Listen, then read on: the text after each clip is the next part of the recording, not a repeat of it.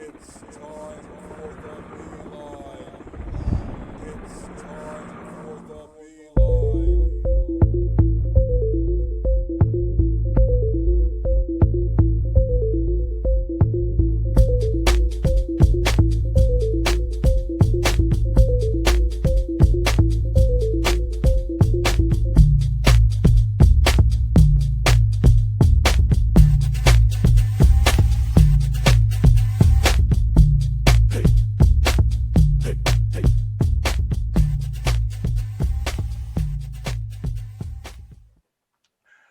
What's going on, people? Yo, what's good? It's your boy, Brian B. It's your boy, Brian B. Back at it with another episode of, you guessed it.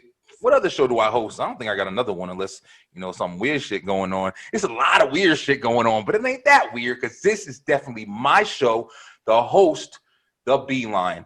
Check it out. What's going on, people? We definitely have a guest today, and I'm very excited about this guest today, and we're going to get to him in 1 second. But first, we got to make you guys hungry a little bit because we going to shout out Rails Way Catering. You got an event, you got a party, you got something that you need. Food, well, you want some good food, right? You want good quality, you want healthy options, you want a great assortment and arrangement of pretty and all the other funny stuff that you see on Food Network. Well, guess what? Rails Way Catering, Chef Rel, he's doing it Rails Way, and it ain't the right way unless it's Rails Way. Rails Way Catering. Hey yo, Len, you like them good healthy options on your platter every now and then, right? Of course, I'm vegan, so I don't got no choice. See, he knows what's up. We gonna talk some shit in this episode. Rel's Way Catering. Check him out. Chef Rel on Instagram. Food, Dreads, Fitness. Rel's Way Catering, LLC. All right. Handle that business. Check it out, Beeline. I am very, very, very proud to introduce our guest for this episode. This guy is phenomenal. He is an amazing singer, songwriter, talent. He's been out for a long time. He's got a lot of people in the industry, and he's definitely ringing bells and using the voice, the talent, man. I'm also glad to say, like, he's family, man. Distant family that we know coming together and learning each other, but family at that. So this is my cuz Lenny Harold.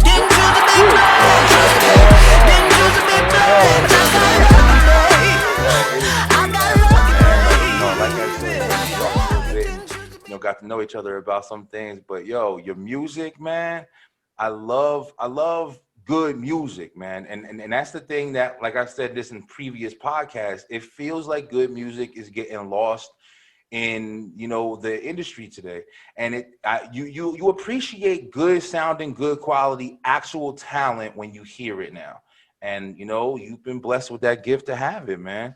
Appreciate you. Yeah. What's going on, man? How you doing? How you been? I'm good. Just got a lot of stuff going on, but I'm good. Yeah, I see, man. We gonna talk about it. Yeah, so for everybody who doesn't know, like I said, Lenny, he writes music and stuff like that. Actually, just yesterday, he just dropped a brand new single that I'm telling you right now, your boy Brian B. This is what I do. I tell the Beeline all the time. If I hear music, I like some shit. I got that on in my truck, and I got it on repeat, and I'm just like, yep, I gotta hear that again. Yep, I gotta hear it again. Listen, I was in front of the gas station, and I had that shit. It was bumping out of the damn ice cream truck. I mean, I love when a song is catchy and it also has good vocals on it. You know what I mean? Right. You got those songs where it's like you listening to a song or whatever, and it's like, yeah, it's good singing, yeah, it's good words, but when it's not captivating you, where it's like you got that shit in your earphones, you jam, you got your head rocking, you can't stop, your feet tapping, you start moving like, oh shit. That's when it's like, listen, this is like another. Right. I love it. I'm happy that you was rocking to it. Like seriously, the song it's an anthem for us and for us to just, reflect on our excellence and our beauty and everything that makes us incredible human beings and body of art that walk this earth. So that's what it's all about. Word. Yeah, definitely that too. Yeah, that's a big another thing. It's very positive, Black influence in that, and a good message in that song. Yeah, that's another thing. That's the one thing I like about you, Beeline. This is Lenny Harold. If any you guys have been keeping up with the Beeline. You know, we had his boy A Natural. You know, another amazing talent was just on our show, and we were talking about you on that show as well. And these are two freaking phenomenal singers, man. They doing it all in the industry, and it's like, you know, not only do they have really, that's right, big up shit. Yo, you deserve it. You feel me? Like, you deserve the shit. But the thing I like about you guys is you're not only just putting out and producing really good music, but you have a positive message, man. You have a really good. It's meaningful what you guys are talking about. It's not just party, you know what I mean? Even though I be jamming, you know what I'm saying? I love music, but the message is phenomenal, bro. We need that shit right now. Yeah. It's about understanding what music, the capabilities of what music is, and especially when you feel like it's there, you have a deeper purpose, you know what I mean? And music is just a catalyst to bring the message across, you know what I mean? It's just the vessel, and I am just the tunnel that funnels it out, and I deliver it and just hope that it's received, and just keep it positive and keep it joyous. I'm a ball of love energy, so I make sure that that's increased, and especially with Lucky, I just wanted to change the wave a little bit. Like, you know, it was just too much. We were repeating too much of just the negative stuff about what was going on in our community. And I wanted to have a celebration. I was tired of hearing so much stuff. I was tired of seeing the videos and tired of having the conversations. And I was like, when are we going to celebrate ourselves? I know we ain't going to hope and wait till February of next year. Like it needs to be every damn day. So that's what this song is about. So that's what the message is about. That's what's so good about doing with music, though, because for a lot of, and I'm just speaking like from my opinion, you know what I mean? For a lot of people, you sit here and you'll have, a spokesperson or influential speaker, you know, whatever what are people called? Motivational speakers and things like that. They'll go, you know, do a YouTube channel or something like that and speak to people. But when you're doing it through music, it's a little bit more attention grabbing, because if you like the song or you like the beat or it's catchy or something like that, and then there's also a good message, you're forcing people to listen to something willingly. You know what I'm saying? They don't have to sit back and just listen to some blah, blah, blah. You know what I mean? It's more like, it sounds good. And then you got people listening to it over and over again. Now they get the words. The words are starting to mean something to them. So very powerful in that aspect, bro. That's why but that's my whole point about why it's difficult for me to hear music fall to such a degree of just minimalism. Like, it's such a powerful tool to really bring people together, you know what I'm saying, in all aspects. But it's like just being utilized to just be basic. Just put this beat, guys whisper singing or whatever on it. Right. But we got a few artists that are pushing through, though. We got a few artists that are pushing through. So when it comes down to, like, you know, R&B, I know a lot of people are like, R&B is dead, blah, blah, blah, blah, blah. But at the end of the day, R&B was never dead. It just wasn't promoted. And so R&B has been surviving. It's just that nobody talks about it as much anymore. And so but I think that the waves are definitely changing, especially since last year and this year. You know, we got artists such as, you know, her, and we have Lucky Day. We have particular artists that are really, really revitalizing the sound. You know, we got Snow Allegra. There's artists that are out here that are bringing it forward and bringing like real true content and really making love songs again. And their songs got bridges. You know what I mean? So like, and that's the exciting part about it. You know what I mean? People who don't write music ain't gonna know what the fuck that means. Right. They don't listen to this shit for sure. Like, right. Yo, listen, I'm glad. Yeah, like we said, like, you're a songwriter. Let's break down some questions before I start talking shit. Okay. Let's start from here. So, when did you begin with your career, as far as like when you started to, you know, learn that you wanted to do this, or did you always know you wanted to do this? Where did you start from? I was 14 years old when I decided I wanted to sing, and I told my mom. My mom exhausted all her possibilities and made things happen. I started recording when I was 14 years old. I was already a part of a performing arts ensemble, so like we would go around and we were performing there. So that's where I got like the meat of who I am, and I still use a lot of those philosophies even now when I perform. But yeah, I was 14 when I decided. I got inspired by Brandy, and because when I was really young, I wanted to be an animator. It was nothing but comic books and cartoons. That's all I wanted to do. I wanted to draw everything, and so and I was creating characters. I was drawing. I had books and books and books of nothing but like characters and all kinds of stuff that I was one day wanted to give to Marvel. So it was just like, then music came over, and it wound up being a way for me to it was easy for me to express myself with music. I was able to write down thoughts, and I thought it was something magical about actually forming a melody to making it even more palatable. Yeah. And because I was one of those people that was very shy unless you put me on a stage, still like that to a certain degree. But if you put me on a stage, I wild out. But other than that, I'm very reserved unless I'm around my comfort zone. Then I'm like, Yeah, you know wow. what I mean? Right, I right. feel there. So, so it was easy for me to talk because nobody really understood who I was. So I was always felt like I was an alien on Earth. And Yeah. so I kind of took that music was my way of voicing my inner thoughts and my feelings and where I was in the world and different things like that. And once I started realizing that that was like my own musical journal in a sense, it started becoming really fun to like then structure things and make things sound like different things and add in background vocals and creating new melodies and writing new ways of trying to figure out certain things, or put the bridge after the first hook and not at the end, and like mix around different things. So yeah. That's awesome, man. That's awesome. That's very interesting. I wouldn't have guessed, like, whenever you talk to somebody, especially when they're like, on their own platform and they're doing something like you got music and stuff like that. When you hear about other things that they were interested in, it's kind of like, it kind of takes a little bit of chunk. It's like, wait a second, you were interested in animation and Marvel and shit? Like, I love the superheroes. Listen, your boy Brian B, I've been a fan. Like, all the old school. Remember the old school Marvel, Spider-Man, and X-Men? Hell yeah. That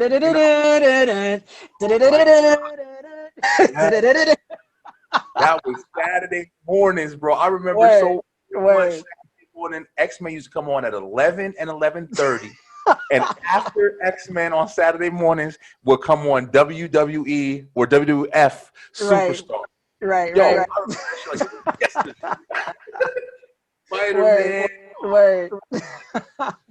Yeah, but I've been a fan of Marvel and shit forever, man. Like the superheroes and stuff like that. Like that's so much character. Isn't it crazy? Like the things that you're interested in, and it's like I'm not saying all people like have the ability to be like to further their imagination to where it is like creative people are interested in things like comic books and music and doing writing and stories and movies and everything like that or whatever. I know a lot of people who are into sports and things like that, and they don't follow those same kind of like imaginary. What's the word I'm trying to use? That like imagination. You know what I'm saying? Got you. Heroes and things like that or whatever. Yeah. Different creative kind of feels, man. I don't know if that's mentally a thing or whatever, but that is kind of crazy. You never really hear of like an athlete using their imagination unless. I mean, I guess it would be more from a coach perspective, I guess, imagination to try to, build their plays or try to figure out, what to do. But like, when it really comes down to it, like it's just straight physical.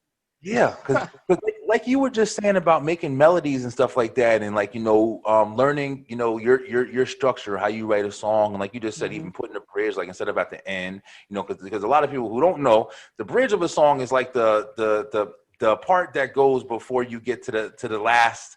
It's not the last verse. It's brings it back up. I always bring up Chris Brown's "Run It" song. When he remember that breakdown, girl, it feels right. That shit, right. Lawyer, bro. Like that's like my best. If I had to like give an example to somebody, go listen to Chris Brown "Run It." The third verse, That's Right. that's the bridge to a song. It's bringing that shit down, breaking it down, getting comfortable, and bam, that hook drops again. Yep. That shit is fun. But that's a Exactly. bridge. Okay. And when you said putting a bridge at the front of a song, Yeah. that was something that I never really heard of either. Yeah. But Yeah. damn, yeah. The Neptunes used to do it a lot. Like Pharrell used Really? to do it a lot. Yeah. He used to always do this thing where it would be first verse, sometimes like a B section, and then it would get to the hook, and then he would bring in the bridge, and then he would bring in the second verse, and then he would bring the bridge back around after the second hook, like to just repeat it, and it just did something. It was like when I felt that, I was like, oh, we could really go there now.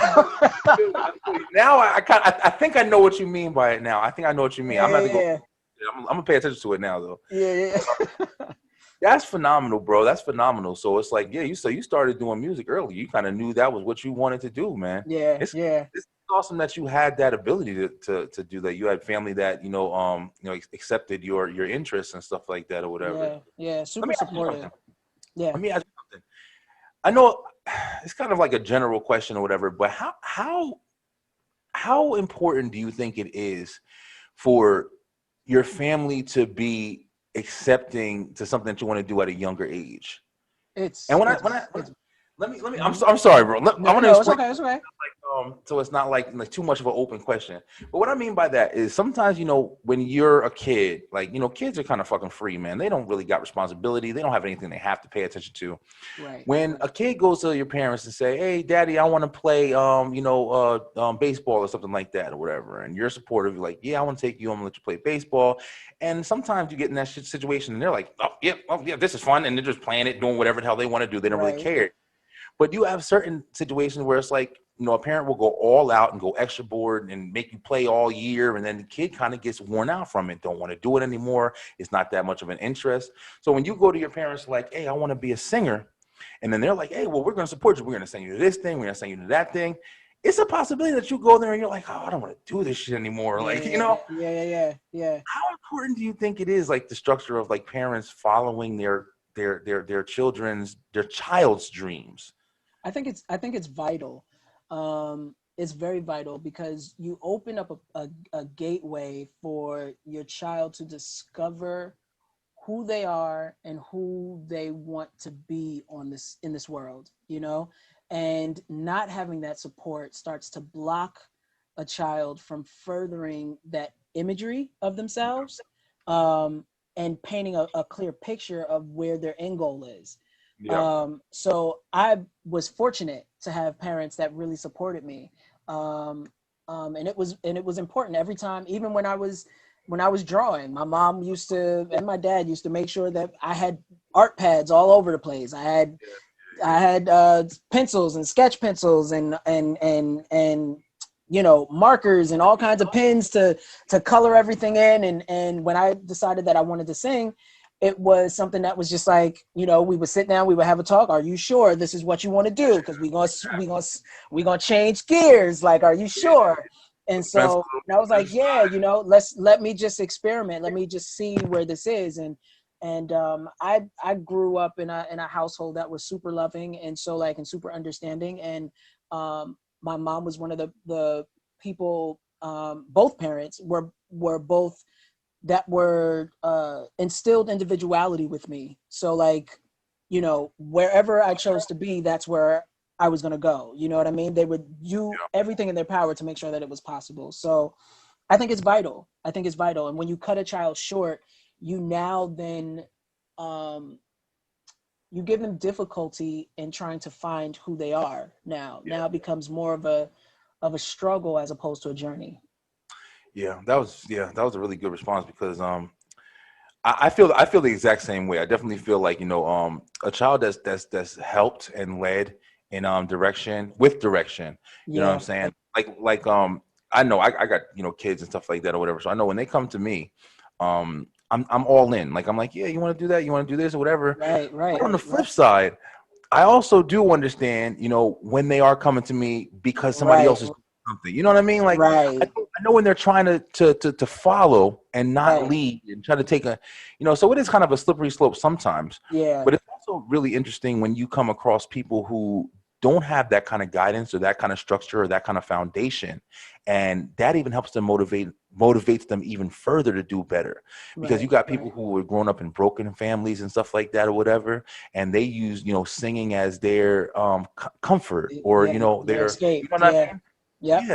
Yeah. It's like a crazy kind of like mixture. You got the people coming from loving homes with a lot of support and everything that become amazing, and then you got the people coming from, like, you know, damage and pain and superheroes. You know what I'm saying? Batman. You know, like right. shit. It's right. There's no definitive, like, you know, way or route to gain success, man. It's just there really isn't. Who you are and what you're gonna do with whatever you're given, man. Yeah, exactly. But that's awesome. So, you know, you started recording. So at this point, you know, you said at 14 you started recording. So where did we get to the role? You know, you doing the performing arts school, and then you got other things, you writing music and stuff like that. What was your first, very first, like, big break where you were like, holy shit, I'm actually doing this? Did you have one of those epiphany moments and you're like, damn, wait a second, I'm an artist? I will say the first time I really felt like I was wearing my artist shoes and my artist hat was I was at a talent show in my high school, and I had I went all the way out. Like, I had, like, there was like 8 dancers on the stage. We had a whole routine. We took advantage because I was already in the performing arts program at school too as well. So, like, I knew the music teacher, the art teacher, the band teacher, everybody that was involved. So I knew all the stagehand people too, like everybody that worked backstage. So we utilized, because of that, I had an advantage. You know what I mean? So I knew who to use for, like, staging. So we did, like, all of these, like, different levels. So there was, like, 3 levels. There were 3 levels to the stage. I was out front. The curtains would open on one level, and it would be like 2 dancers there. We would go through this routine. I was singing an original song, and then the second curtain would open, and there would be more levels to this whole entire performance. And then they came out on scooters. They crossed each other. It was like this big routine. And then by the time the last curtain opened, it was like this big, like, extravaganza of a performance. And it was insane. And I was like, in my mind, it was always doing things as a MTV, BET performance all the time. Like, I was one of those people that love theatrics. So I took my imagination from comic books and everything like that, and I infused a lot of that imagery and a lot of that spectacular into my performances. And I still do to this day. Like, in my head, I'm a superhero. Like, I'm not from here. Like, that's a whole thing. So that's when I realized, I was like, yeah, this is it. This is fun. I like this. Did you put that together? Yeah. That's phenomenal. Me and my girl Kimmy, she's actually she's Beyonce's dance captain now.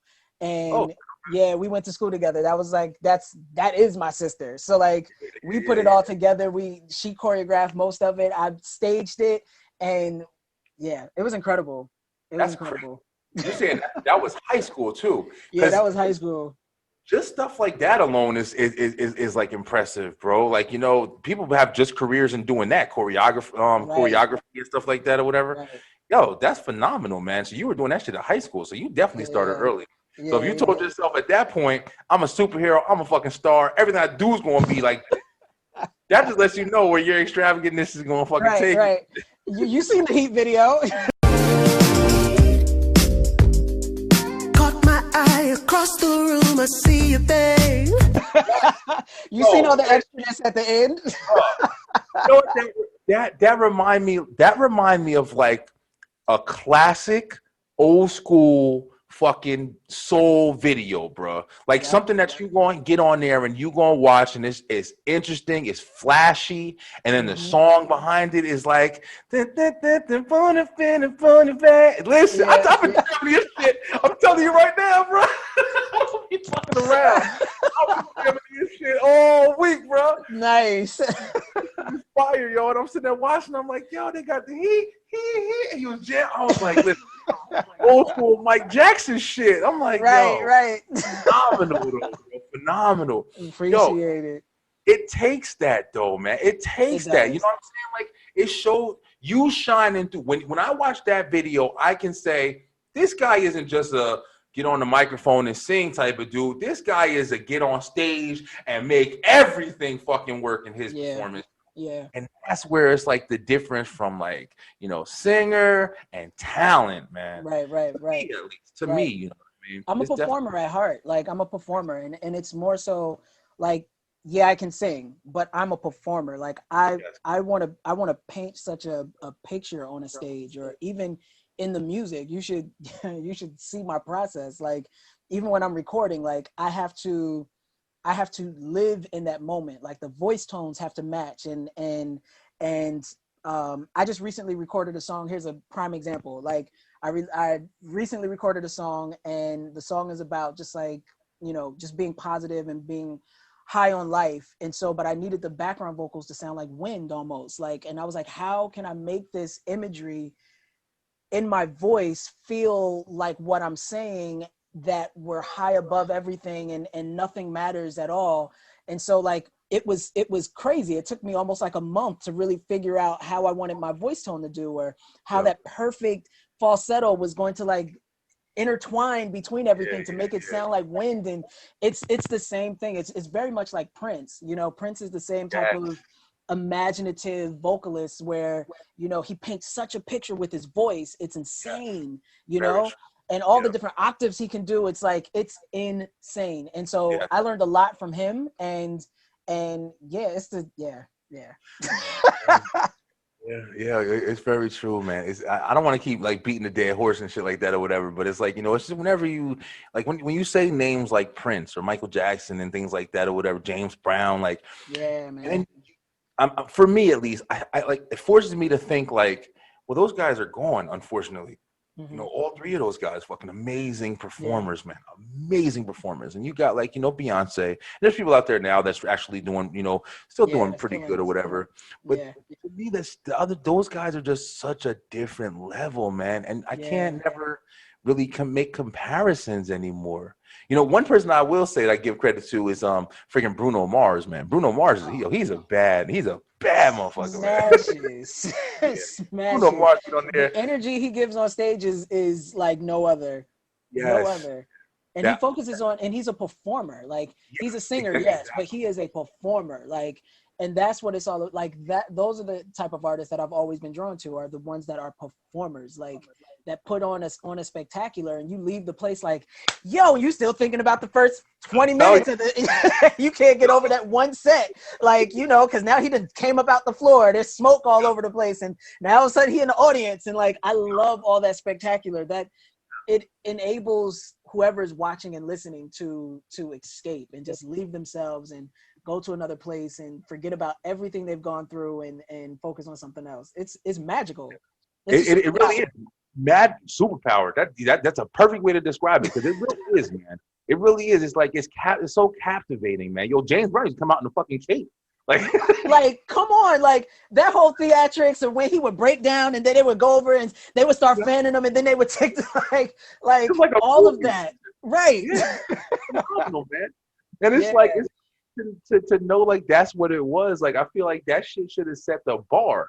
So it's like the bar just kept going higher, you know what I'm saying? But like after a while, it just like, you know, the shit kind of falls, the firework explodes, and then bam, the people. But I mean, R&B at that particular time wasn't getting the budget that we had from the 90s. You know what I mean? And so it was like, you know, because we grew up on Aaliyah and Missy and Timberland and Busta Rhymes and Ludacris, and like these folks had budgets. Those videos were incredible. Those performances were spectacular. You know, the budget started dwindling once, you know, it started changing into rap singing and whisper singing, and people lost their spectacular, you know. All right, bro. So let me ask you, so we talked about like, you know, where you thought you know, when you did your talent show and everything like that. And like you were saying, the performing aspect of music, man, was such even Michael Jackson videos, like when you know, Thriller and all those crazy ass, like, you know, movies basically that he had. You know, I'll never forget Smooth Criminal, bro. Right. Like that was one of the most amazing videos that I've ever seen in my damn Right. life. You know what I mean? The whole That Moonwalker movie itself was like incredible. how many people that don't know that movie, man? Yeah, it's a shame. It's a Yeah, shame because that thing was incredible. it was a phenomenal movie, man. Even just like the animation and shit on it and Hell everything. yeah. Michael Jackson turned into a whole plane. Like, Yeah. like nobody was doing that at that time. Like nobody. For music, you know, at that it Right. wasn't even it was music, you know. Right, right. Shot up Joe Pesci. Remember Joe Pesci in it? Yeah. We just threw people back right now. I'm Right, telling right. Right. phenomenal, man. That's phenomenal. But yeah, bro, it's definitely appreciated that we have people, you know, like you, like who understand like the importance of that stuff, yo. Yeah, The yeah. importance. You were naming a lot of names before about you know, people that are coming up. Who's some people in the industry that you work with that like you're kind of like, you know, never thought you would, or like it's excited you got projects coming up or anything with anybody interesting? I've worked with quite a bit of people actually. When I was signed and when I wasn't, I've worked with Marsha Ambrosius. I've worked with Jamie Foxx. I've worked with Ty Dolla $ign. I've worked with who else? I've worked with Ro James. I've worked with and then my hometown greats, you know what I mean? You got a Nat, you got Authentic, you got KT, The Voice, you got Dion Music, there's a whole bunch of people that I've worked with or even helped artists develop to it at the same point in time too as well. Yeah. So like, because that's also something I really, really love to do, you know? Yeah. So yeah, Marsha was one of the ones that I was like, it was insane. That was Yeah. insane because that was like, you know, you write your goal list out and Exactly. and when that goal actually, when I was able to like cross that off and I was like, wow. Because I can. Marsha is like, to me, is like incredible. Like her writing, her voice is so unique. And like, yeah, I fell in love with everything that she is musically. Yeah. Yeah. Yeah. She's definitely a good talent.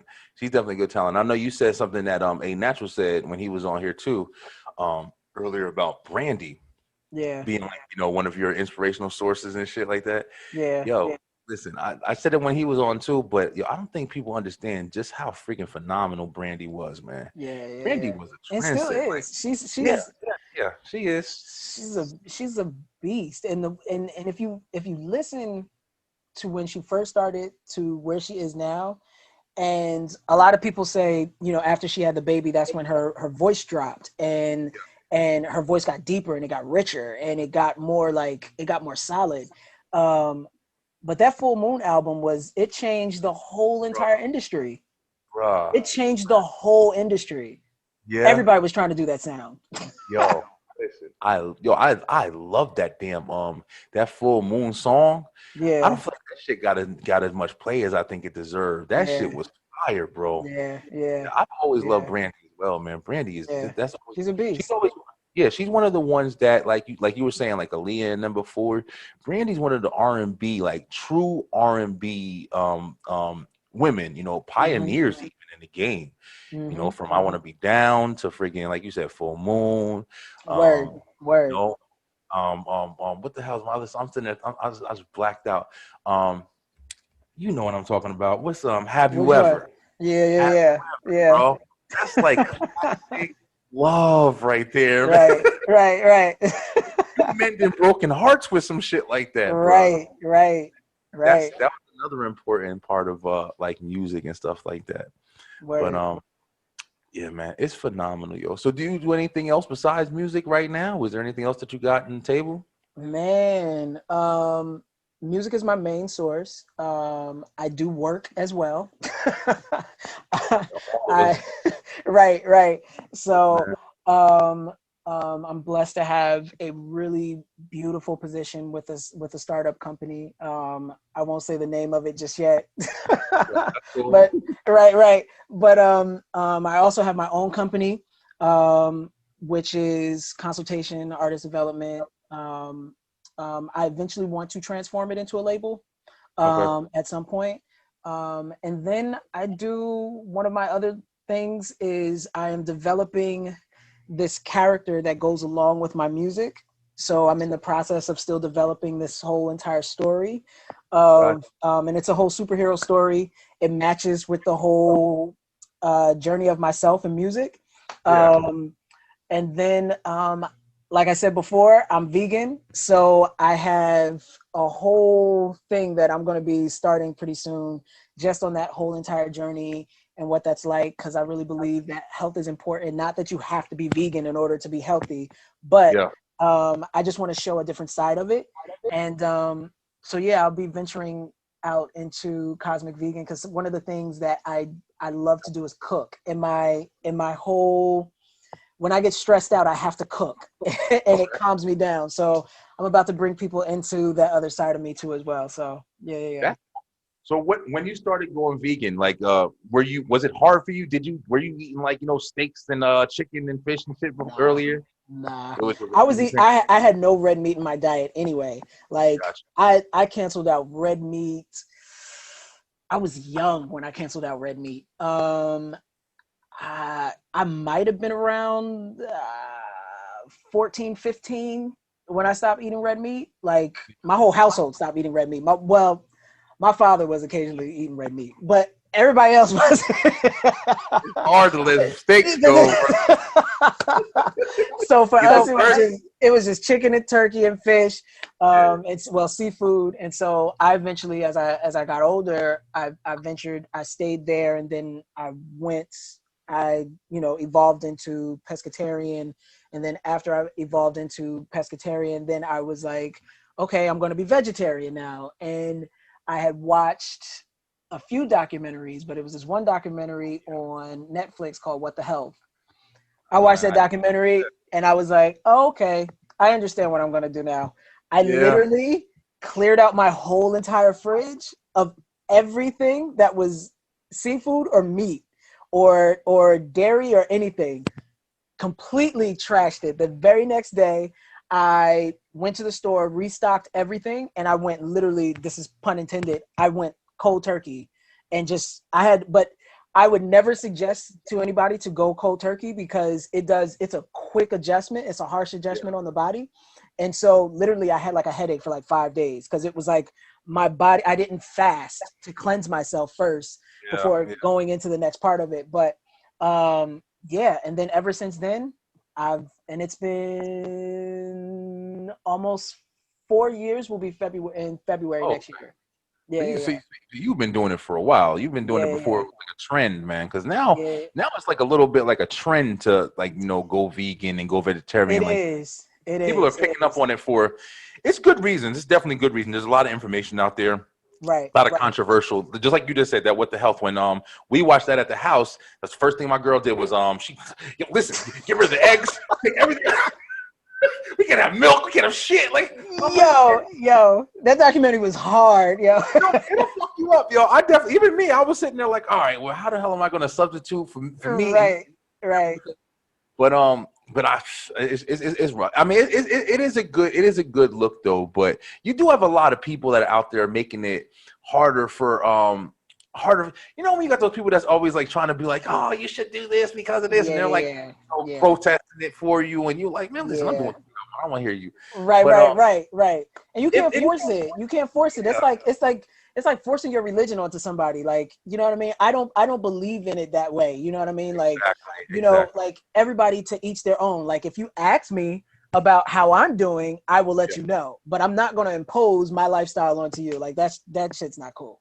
That's what's Like, important too. Yeah. Because it feels right. like there's a lot of that going on, and I mean, you living in the world I'm living in, bro. It's a lot of Yeah. like imposing is probably the best word in all categories, bro.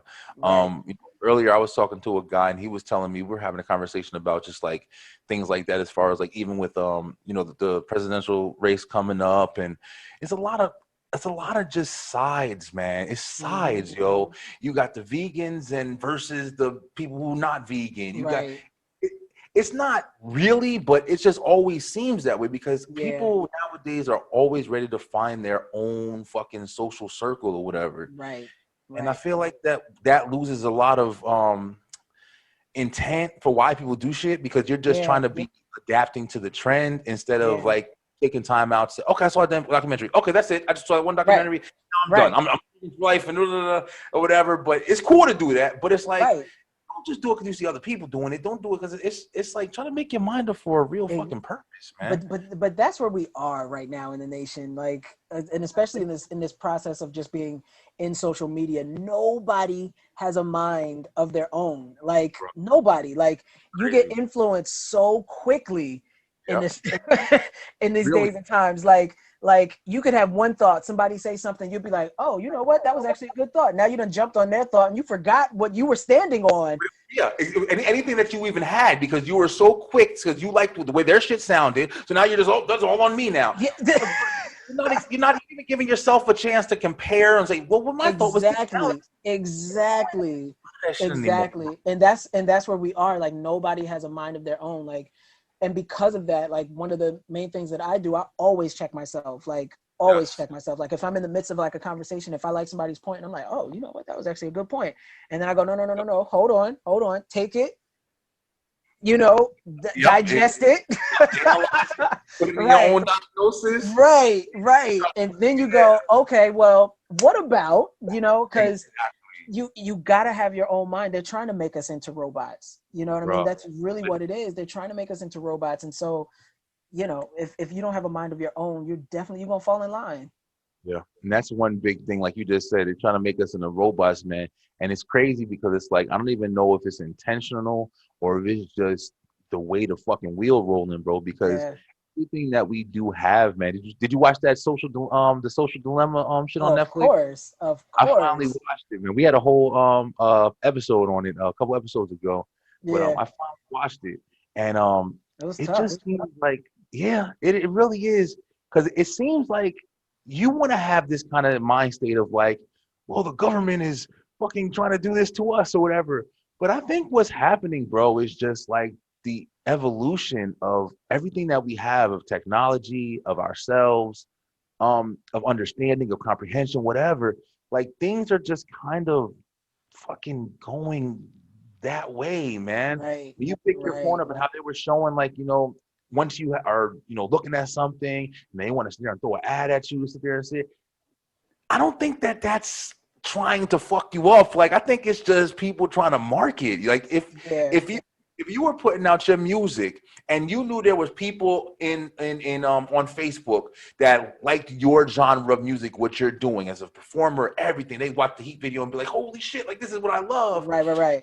And then somebody got on Facebook and was just typing away, and then your shit popped up on somebody's thing because that was what the algorithm or whatever had there. We see like this stuff or whatever, so we want to throw you there. That would be perfect for you because now you got your shit is being, you know, marketed to a proper audience. Right. So it's like here's the benefits, right? And then it's like at the same time, it's like, but then they're learning everything about you and they're trying to do this. Right. It sucks like different aspects. Right. It's crazy. It's crazy. It is, man. It's scary, and it's like, but at the same time, it's like, damn. One day we might just open our phones and be like, you know, I gotta go get something. And your phone's like, well, got it for you already. Don't worry about it. Right. Like it was crazy the other day. What's so funny? That is so crazy because the other day, Alexa popped up and it was circling yellow, and it was like, and I was like, okay, Alexa, read me my notifications, and then it goes, and then even that, like Nat gets on me all the time. He's like, you shouldn't be having too many conversations. And it's like, but now I'm so used to it. And then it was like, yeah, so you ordered such and such 2 weeks ago. It might be time to re-up. And I was just like, I was like, how are you checking on me like this? So like crazy, bro. But like you said, in a minute, like everything's gonna be like, yeah, it's time to stock up on this, or it's gonna be at your house at 5:30. Like, yo, going through a breakup with your girl, break up with your wife. What the fuck? Trying to play the smooth love song. Best I friend heard, and shit. right. I feel like you're not having a also good time. Here's a playlist for you. Like, Right, bro. Putting movies on and shit. right. Old photos. Right. There's a care package with wine included coming to your door at 6:00. Like you'd be like, yo, okay, thank you for being my friend, but damn, Yo, it's stay out my business. it's we laughing and shit, but it's some serious shit, Yeah, bro. it's about to be that level. 10 years, bro. Ubers, all that shit. Shit's gonna start showing up to your fucking house, no Yup. driver. Yup. Crazy. He had it on Terminator 3 type shit. Have you ever watched Westworld? No, I never saw that. Westworld. Yeah, Westworld. It's like this. It's this crazy sci-fi show on HBO, and on one of the last season, they had all of these self-driven cars that were all over the place. Like you would order a car and it would literally come and pick you up. But these things was nice, and I was just like, how close are we there right now? Like, you know what I mean? Tesla's already on the level. Oh, exactly. But that guy, who was it? I think it was one of the a governor or mayor or something like that. I don't know if it was California, one of the governors in one of the states or whatever. He had just made a rule or whatever, a decree. I don't know, but he said that by like 2030 or something like that, most cars are gonna be on manual or whatever. It's gonna be just automatic cars and shit. Yeah, I mean, I don't know if who the fuck knows if he's right or not. I believe it. I believe it because we so close. We so close. I mean, all these cars they now have automatic brakes. Like they come to a certain inch of something and they automatically stop. Like we're almost self-driven. Yeah, park for you, everything. You know what I mean? Like, yep, crazy, almost there. It's a crazy world, bro. I love it, but it's just like we saying it's got its scary parts to the shit too. But that's also the programming of it though too, because of the fact that we watch all this sci-fi stuff and we like, yo, that is cool. Like I can't wait until. But then when it comes, it's like, oh, okay, but it's also kind of scary because they could lock me in my car and send me anywhere. That is a good ass point. Yo, just think. I mean? Just made an amazing point, Glenn. Yo, just think of the people who commit crimes or have unpaid parking tickets. You know what I'm saying? No child support or some shit. They gonna have motherfuckers driving. Bam, shut your shit down and leave your car into the fucking cops. They don't even gotta follow you no more. Yep. Bro, watch this movie. I had to look it up real quick. Watch this movie called Upgrade. Upgrade. I'm gonna check it out tonight. Dude, Upgrade. When I tell you, and when you watch it, hit me back. Because I'm telling you, it's the future. It's exactly this scenario. Listen, yo, that's some creepy It's shit. Insane. It's insane. Yeah, it's insane. shit. Watch. It's called Upgrade. I'm gonna send it. Matter of fact, I'm gonna just send you a note now, so this way you don't forget. Yeah, definitely. 'Cause I definitely want to check that out. I love stuff like that, bro. The movie I was actually hey Beeline, what's good? I forgot to let you guys know your boy Brian B. The Beeline's gonna be on an upcoming independent film, and yes, I'll let you guys know when it comes out. But we had the crew over here, but that's actually a sci-fi movie, and and guy brought over the alien books and stuff, so it looked like the Beeline was like, the damn super government establishment. But yeah, it was a lot of fun. Yeah, it was a lot of fun. How do you like doing the music videos, man? I love doing music videos. Yeah, it's now become even more of a passion for me. I'm getting back into a lot of the videos that you see. Number one are my treatments, are my babies, and then I send them to my director. We build on them from that point. And so that's how you get like the Heat video and all of its magic. You get Lucky and all of its magic. You got the More video and all of its magic. And there's a storyline that goes from it. Prior to working with this director, I was shooting and filming my own videos, which I'm going to step back into it because I'm starting to get that itch again to actually shooting it, because now I've absorbed so many different things now, and it's like I want to see where my eye is now. You know what I mean when it comes to filming. But I love it because it's a way to capture a moment increase the feeling of what the music is, and then expand and create a whole world for people that they may not have even pictured when they heard the song. You know what I mean? And it's a whole nother element of the spectacular and a whole nother element of the superpower that you can just increase. And yeah, I love it. Love it. That's the one thing about music videos, man. Like, you know, that everybody used to love back in the day, like MTV. When you remember MTV had fucking videos, man, when it was music videos. And I'm BT too. Yep. Yeah. Don't nobody got music videos no more. You go straight to YouTube. Don't exist anymore. Shit. Right, I heard right. it and I saw the damn video like ad on YouTube, and I was like, yo, I completely forgot about music videos. I don't Right. remember this, man. Right. Mostly YouTube, and you know, you can on demand them and shit, but Right. It's crazy. as a performer, like you said, like because like I said earlier, the Heat video and stuff like that is very like theatrical. It's captivating, man. And it's like when you see that shit, not only hearing the song, but you see the video and you see the dance work and the routines behind it and the flashiness, it does add to the song, like you just said. Like it gives you a whole nother like perspective. Like, you know, if you weren't thinking that way about the song when you were hearing it and you see the video and you're like, now I see where I'm supposed to be at. When I see like what's in my head. Yeah, it's interesting, man. It's very interesting. Yeah. I used to love videos. Remember taping the motherfuckers on your VCR? Tape all them shit, yo. Right, Everybody. right. And be mad when you ain't get the first 5 seconds of it. You don't get them words. Remember the words on the side of the screen? If you don't get that shit, you hate that shit. You'll re-record that motherfucker over. Yeah. I remember that shit, bro. You have your thing. The tape player, the tape deck to record off the radio. Yep. To record off the damn VCR, bro. Yep. Dang. Yep. Back in the day, bro. They'll never know that struggle. Oh, man. Instant shit now. You got to press the button, yo. You barely got to pay for it, man. Everything's on subscription now. You remember, right.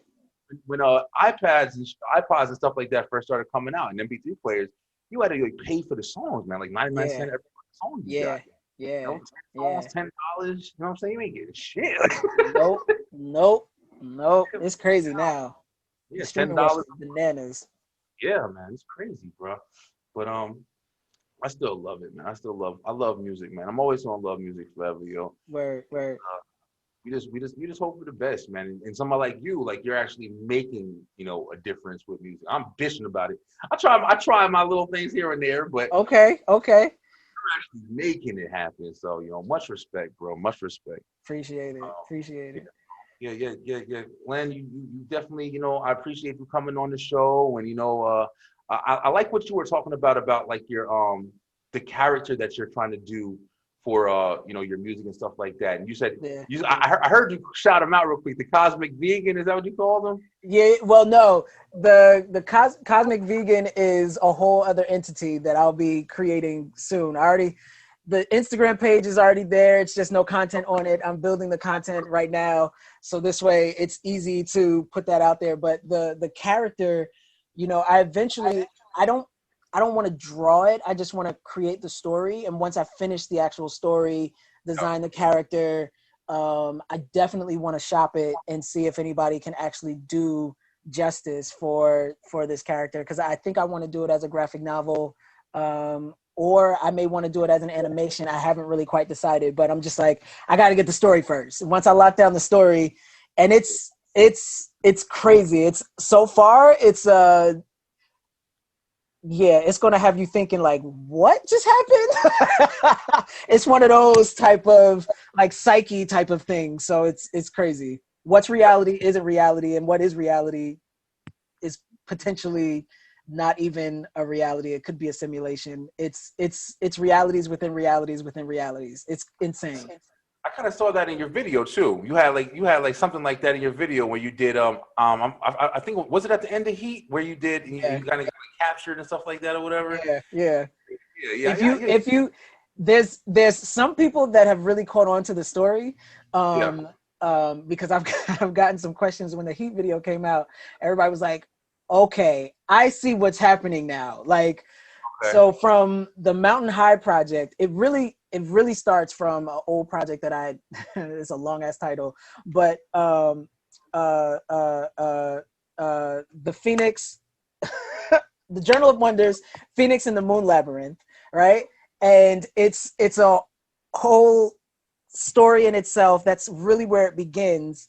And then Mountain High is when the story really starts to build up. So there's a video for Mountain High, which kind of starts where people can be a little bit more comfortable with the story. And yeah, you see it start to build as certain songs come about, and how you have to follow along with the music and you have to follow along with the visuals in order to put the pieces together. But pretty soon I'm about to clear up the whole entire story so people really understand what they've been absorbing, even if they didn't know what they were absorbing. Yeah. I'm gonna have to check out that first one then, yeah, because I think I definitely caught it from Heat.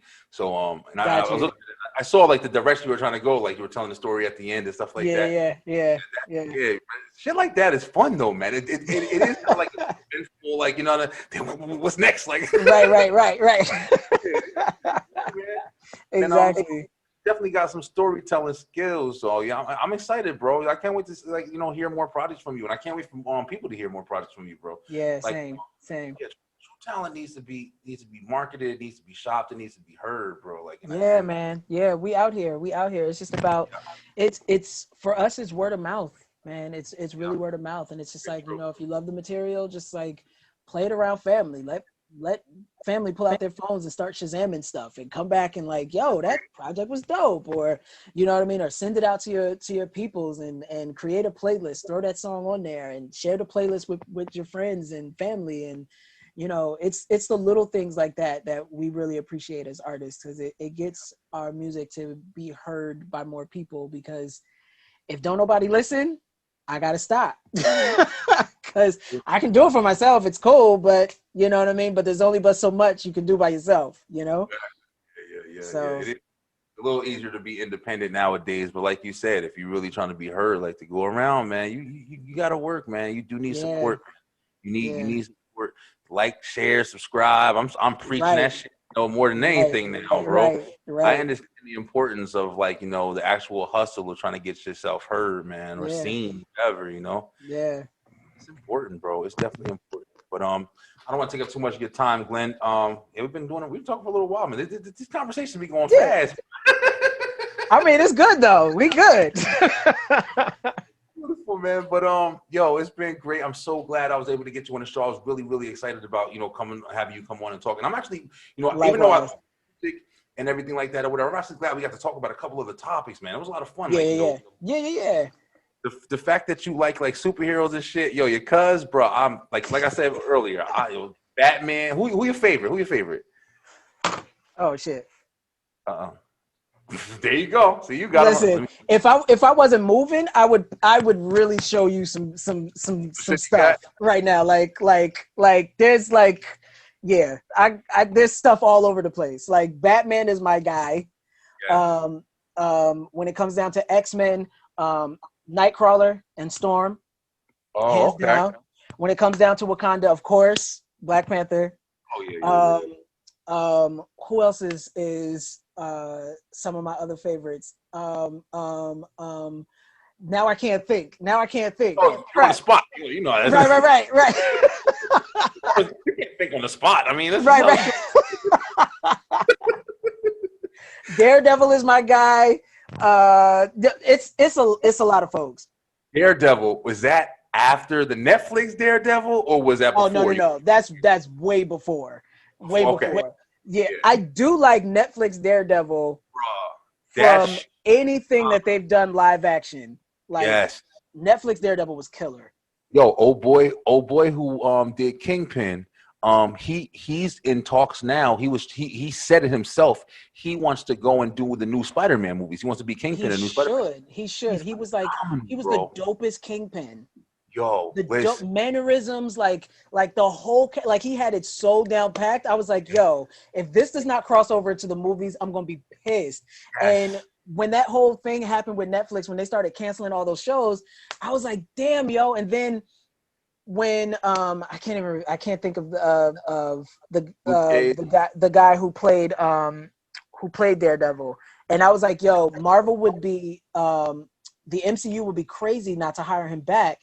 And then come to find out that they may be possibly, you know, casting somebody else for it. And I was like, yo, you had a killer character. You just take that and cross it over. It's simple now. Yeah, exactly. It's simple. Like, they doing crazy stuff over there now. Like, now I don't know. They, you know, that opened up like such a door too, because it was like, yo, those Marvel series, besides Jessica Jones was the only one that I didn't really get down with too hard, even though that was pretty good too. The first season was pretty good. The second and third, I really wasn't fucking with it.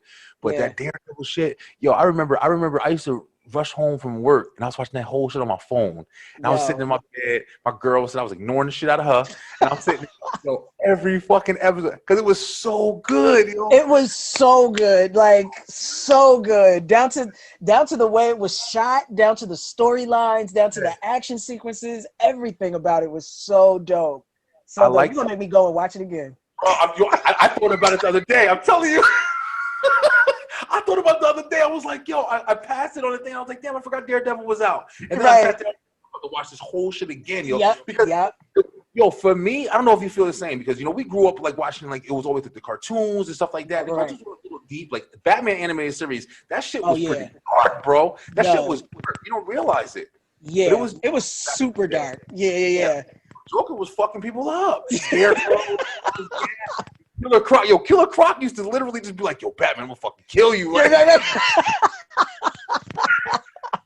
but exactly. I love the dark, like, you know, transition. Like, I love how Daredevil was like, it was gritty, bro. It wasn't like trying to be a superhero, colorful little. Exactly.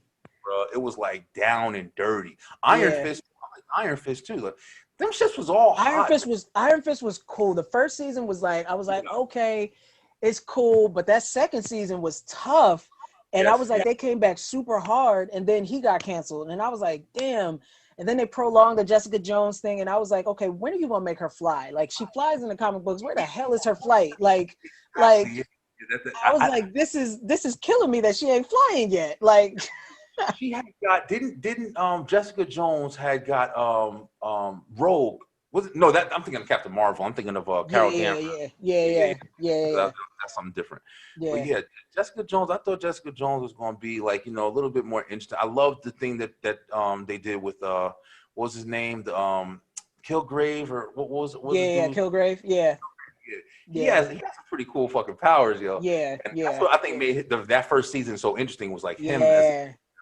But like, I don't know. I wish they wouldn't have canceled that shit too, man. Like you said, I wish they need to do something and bring them shits back into like the movies and stuff like that, or whatever. Seriously, or even they need to put it like, you know, it's a Marvel extension, so they need to put that on like on Disney Plus or something. I know it's like, I know people get scared once you put it on Disney Plus, because now it's like, oh, okay, everything got to be rated G and all kinds of other stuff. Like, you can't go as far as you want to, but I don't know. They need to figure that out, because those shows were really dope, especially like Punisher too. When Punisher came into, I was like, yo, that last season was like, I was like, yo, they really going.